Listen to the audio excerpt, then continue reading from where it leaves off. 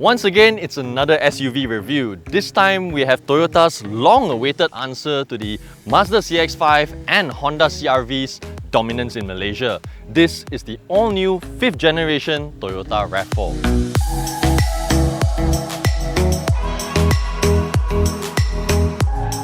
It's fully imported from Japan and it's built on the same tnga K platform as the new Camry and the new Harrier that promises better visibility, agility and stability. The RAV4 was designed to project wakudoki, Japanese for heart-pumping excitement, and its cross-octagon design makes the car look tough, adventurous and robust.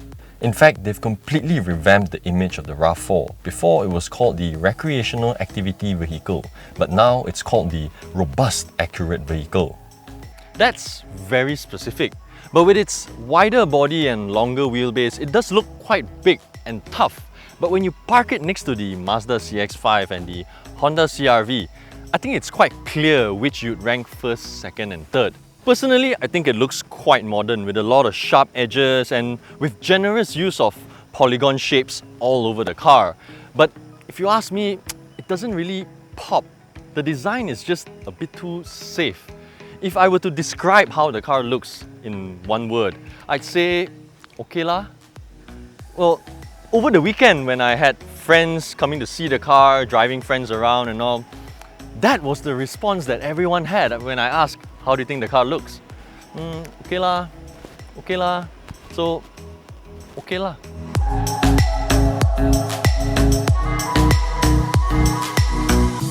And there are a few areas of the car that puzzles me a little as well. Take these fog lamps for example. Halogen in 2020 for a 200,000 ringgit car. Nope. And then there's the grille, which I'm not particularly impressed with. As the first thing that everyone sees when the car arrives, it should look a little more outstanding. Actually less flimsy as well. In that sense, I think Toyota has a few things to learn from, say, Lexus for example, with the prominence of a grille as the identity of the car. And then there's the taillights. Quite a massive fixture, quite a lot of presence, but when you hit the brakes, only this area lights up. Quite futile, isn't it? So between the three SUVs, the Toyota RAV4, the Honda CR-V and the Mazda CX-5, the Honda CR-V with all its chrome gives me the "hey, look at me" impression, whereas the CX-5 is so sexy, it just needs to say hey. With this and its very understated looks, it's just hey. At least it's quite well equipped. You get LED headlights, LED daytime running lights, 18-inch wheels, auto-folding side mirrors, roof rails, and a hands-free powered tailgate. Back here is where the RAV4 wins back some points. Not only does it come with a hands-free powered tailgate, it opens up to 580 litres of boot space. Now Toyota says it can fit 3 27-inch luggages and 3 cabin-sized luggages. Looking at it, I believe them. By comparison, the Honda CR-V only comes with 520 litres, while the CX-5 only 440 litres. What I found particularly useful is this boot floor here that's completely reversible. On one side you have this carpeted surface, and on the other side you have a more scratch-proof material.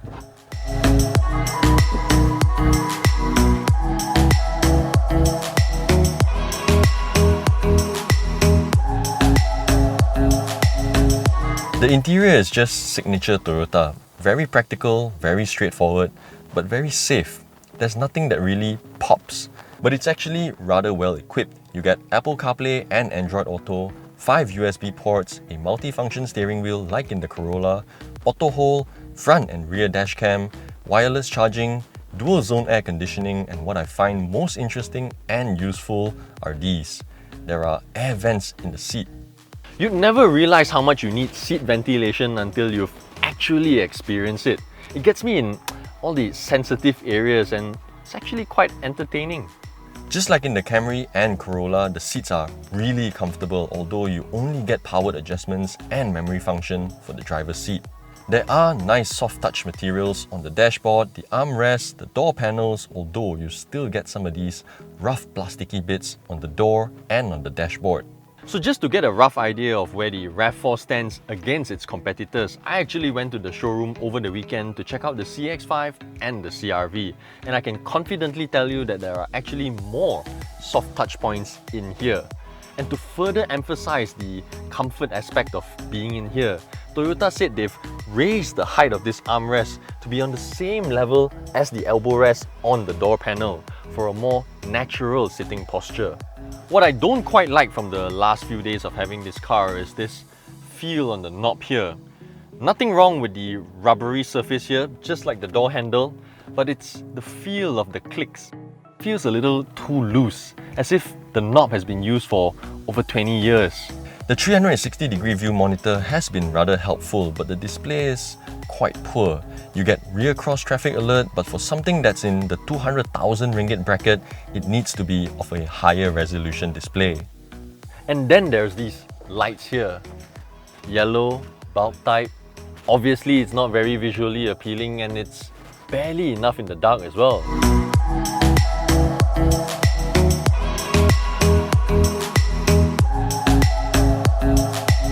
Now remember when I said I went to check out the CR-V and the CX-5, what I did notice was the door openings were much bigger, almost 90 degrees. No matter, it's still a massive opening. But once you get inside, my goodness, the legroom and headroom is just immense. Comparing the three models, the RAV4 definitely has the most headroom, and then you have the CR-V and then the CX-5. In terms of the legroom, it's the same as well. The CX-5 is the most compact, and this, along with the CR-V, definitely offers the most knee room. What I also really like being back here is the curvature of the seat that just hugs you when you lean back. You've got cup holders here by the door panels, which fits a 500 ml bottle, but not very accessible. You get rear aircon vents and two USB ports, although if you observe closely, the ones in the CR-V actually offers much higher output. Doesn't matter to me though. What I also noticed is this hump in the center here, which isn't very high, so for those who are often bullied into sitting in the middle, won't actually feel uncomfortable. But what's annoying is this seat pocket. It's only available for the front passenger seat, and there's nothing behind the driver's seat, although I've got a solution.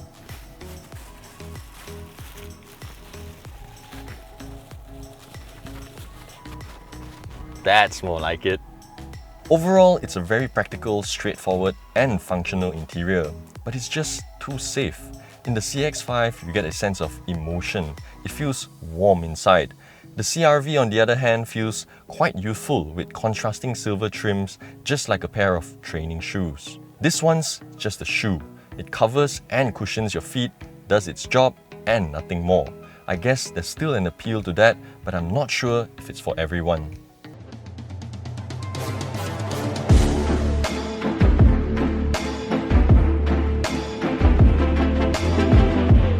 Whatever the opinion may be on how the RAV4 looks, I don't think it's fair to deny how nice it is to drive.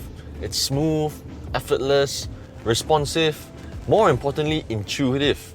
And I think this new 8-speed gearbox has something to do with it. It's quick to react and always gets into the right gear to give you the right amount of acceleration according to how hard you're pressing the throttle pedal. The gear changes are smooth and there's minimal power loss between the gears, so you get very progressive acceleration. And when you're manually changing gears with these pedal shifters here, it's one of the most responsive out there. No joke, it's very assuring when you need to slow down very quickly. I'm sure the new dynamic force engine has a part to play in this smoothness as well. Toyota says it's more responsive, it's quieter and more fuel efficient. In fact, the engine is positioned in such a way that Toyota says even improves steering stability. And from where I'm sitting, the car actually feels very stable when I'm chucking it about. So the one we're in now is the 2.5 litre model with 207 horsepower and 243 Newton meters of torque. And from what I've experienced, there's more than enough power for what you need the RAV4 to do. Would I prefer it to be as powerful as the Volkswagen Tiguan or the 2.5 litre turbo CX-5? Definitely. But do I think this is underpowered? Not at all. The engine is quiet when you're just cruising along, but when you're going full throttle between 4,000 to 6,000 RPM, it just sounds a little harsh and kind of gets in the way of the calm, soothing drive. It's quite fuel efficient though. From how I've been driving it, maybe 70% like a retiree, 30% like a raging teenager, I've been able to clock between 9 to 9.5 litres per 100 kilometers.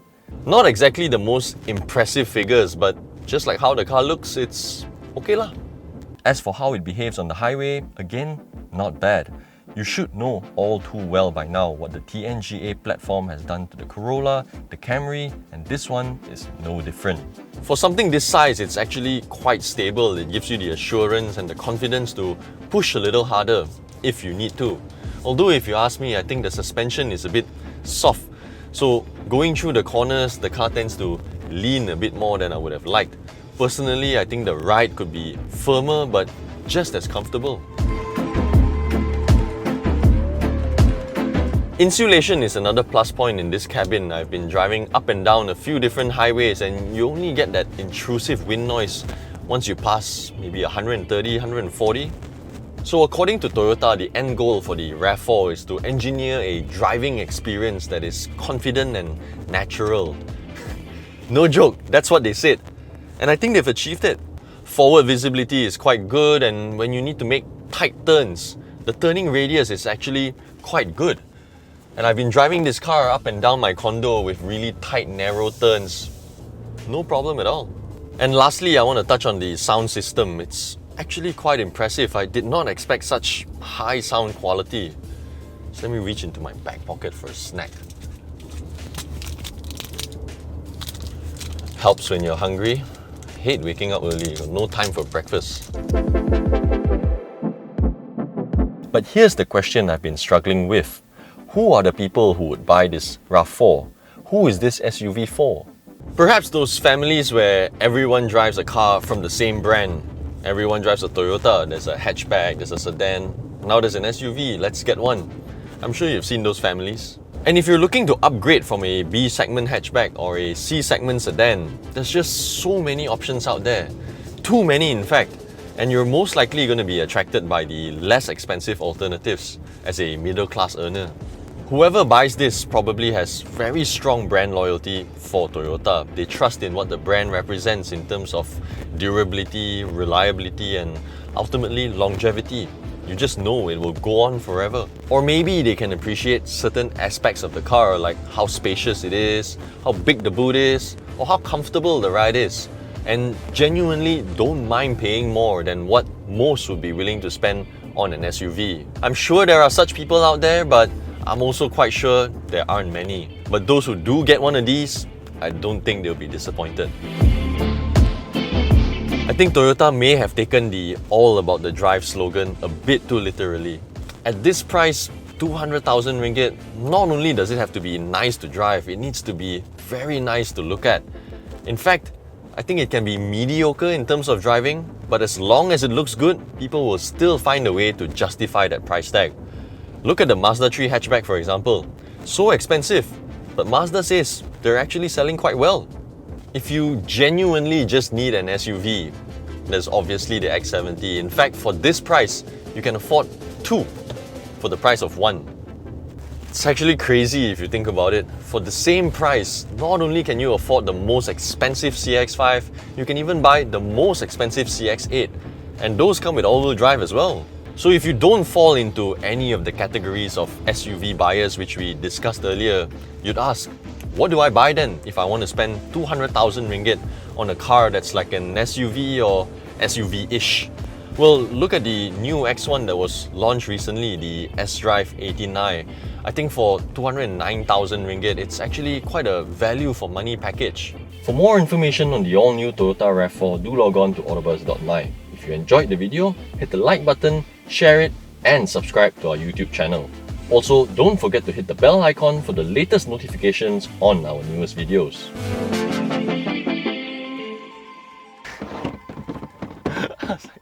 I was just pausing and waiting for the words to come out. Did you get it? No. No.